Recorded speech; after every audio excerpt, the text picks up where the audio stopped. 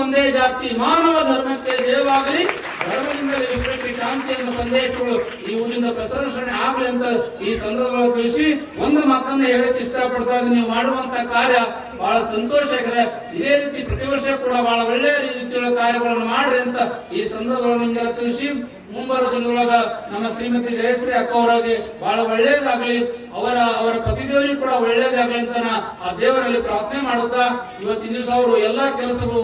ಇವತ್ತಿನ ನಿಮ್ ಊರಿಗೆ ಯಾಕೆ ಬಂದಾರತ್ತಂದ್ರ, ಅವ್ರು ಎದಕ್ ಬಂದಾರತ್ತಂದ್ರ ನೀವು 3 ಜನ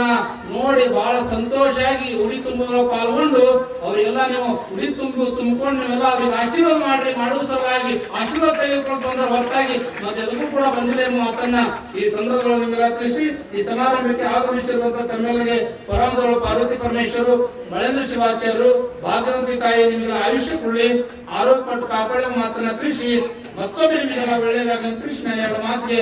ವಿರಾಮ ಕೊಡುತ್ತಿಂತ ಮುಂಚೆ ಒಂದು ಮಾತನ್ನು ಹೇಳ್ತಾ ಇದ್ದೀನಿ.